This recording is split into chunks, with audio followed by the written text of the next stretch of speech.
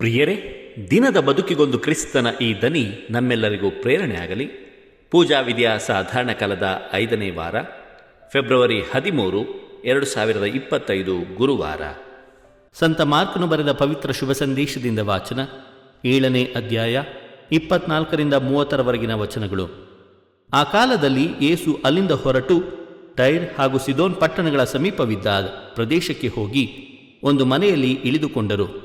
ತಾವು ಜನರ ಕಣ್ಣಿಗೆ ಬೀಳಬಾರದೆಂದು ಅವರ ಇಚ್ಛೆಯಾಗಿದ್ದರೂ ಅದು ಸಾಧ್ಯವಾಗಲಿಲ್ಲ. ಹೊರನಾಡಾದ ಸಿರಿಯ ದೇಶದ ಫೆನಿಷ್ಯ ಪ್ರಾಂತ್ಯಕ್ಕೆ ಸೇರಿದ ಗ್ರೀಕ್ ಮಹಿಳೆಯೊಬ್ಬಳು ಅವರ ವಿಷಯವನ್ನು ಕೇಳಿ ಒಡನೆ ಅಲ್ಲಿಗೆ ಬಂದು ಅವರ ಪಾದಕ್ಕೆರಗಿದಳು. ಆಕೆಯ ಚಿಕ್ಕ ಮಗಳಿಗೆ ದೆವ್ವ ಹಿಡಿದಿತ್ತು. ತನ್ನ ಮಗಳಿಂದ ಪಿಶಾಚಿಯನ್ನು ಹೊರಗಟ್ಟಬೇಕೆಂದು ಆಕೆ ಯೇಸುವನ್ನು ಬೇಡಿಕೊಂಡಳು. ಆದರೆ ಯೇಸು ಆಕೆಗೆ, ಮೊದಲು ಮಕ್ಕಳು ತಿಂದು ತೃಪ್ತಿ ಪಡೆಯಲಿ, ಮಕ್ಕಳ ಆಹಾರವನ್ನು ನಾಯಿಗಳಿಗೆ ಎಸೆಯುವುದು ಸರಿಯಲ್ಲ ಎಂದರು.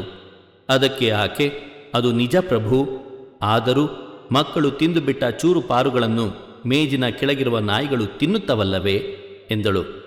ಆಕೆಯ ಮಾತುಗಳನ್ನು ಕೇಳಿ ಯೇಸು, ಚೆನ್ನಾಗಿ ಹೇಳಿದೆ, ನಿಶ್ಚಿಂತೆಯಿಂದ ಮನೆಗೆ ಹಿಂದಿರುಗು, ದೆವ್ವ ನಿನ್ನ ಮಗಳನ್ನು ಬಿಟ್ಟು ತೊಲಗಿದೆ ಎಂದರು.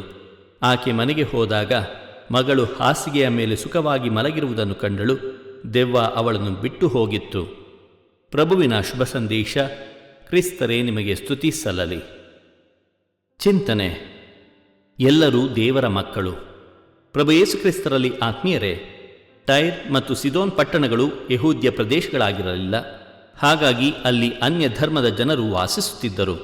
ಫೆನಿಷ್ಯದ ಮಹಿಳೆ ಯೇಸುವಿನ ಆಗಮನ ತಿಳಿದೊಡನೆ ಅಲ್ಲಿ ಬಂದು ಯೇಸುವಿನ ಪಾದಕ್ಕೆರಗಿ ತನ್ನ ಮಗಳಿಂದ ದೆವ್ವ ಹೊರಗಟ್ಟಲು ಬೇಡಿದಳು. ಈ ಮಹಿಳೆ ಯೇಸುವಿನ ಅದ್ಭುತ ಶಕ್ತಿ ತಿಳಿದು ಬಂದಿರಬೇಕು. ಯೇಸು ಆಕೆಯ ವಿಶ್ವಾಸ ಪರೀಕ್ಷಿಸುವ ಸಲುವಾಗಿ ಆಕೆಯೊಂದಿಗೆ ಕಠೋರವಾಗಿ ಮಾತನಾಡುತ್ತಾರೆ.